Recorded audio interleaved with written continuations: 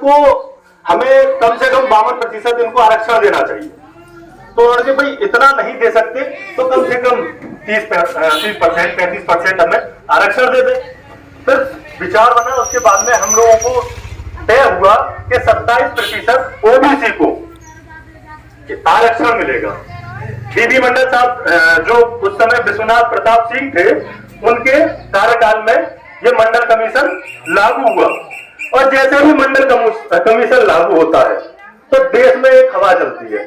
जो SC ST OBC है वो सड़कों पर आ जाता है, विद्यालयों में खूब झूमता है। वही दूसरी ओर जिनको लगता है कि आज हमारे हक अधिकार खतरे में हो जाएंगे तो वो सड़कों पर निकल पड़ते हैं, वो आरक्षण का विरोध करने लगते हैं।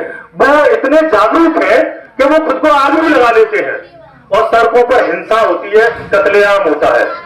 जैसे ही इन पिछड़ों का अधिकारों की बात होती है तो वही जो समाज है, जो शिक्षित है, जो समझदार समाज है, जो जानता है कि ये अगर इनको हक और अधिकार मिलने लगा, यदि ये पढ़ने लगे तो अपने हक अधिकार मांगने लगेंगे, सत्ता मांगने लगेंगे, ये उस स्थान पर आर्थिक स्तर से ये ऊपर उठेंगे।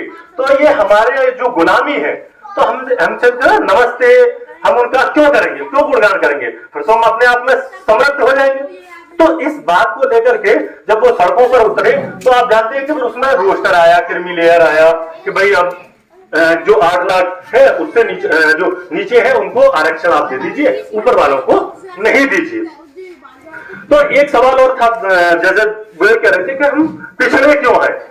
तो वो पिछड़े अगर मैं कारण देखूं, अगर मैं सोचूं तो हमारे महापुरुषों से ही वो कारण निकलता है कि उन्होंने बोला था ज्योतिबा फूले ने कि विद्या बिन मति गई, कि विद्या बिन मति गई, मति बिन नीति गई, नीति बिन गति गई और गति बिन धन गया और धन के अभाव में शूद्र हताश हुआ।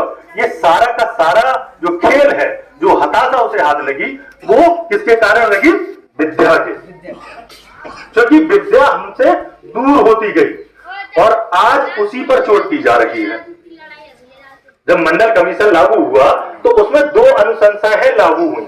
एक तो रोजगार में आरक्षण जो दलित पिछड़ा समाज है उसके लिए, और दूसरा शिक्षा में आरक्षण। और 2 चीजों को ही इन लोगों ने बेच दिया पिछले 9 सालों में।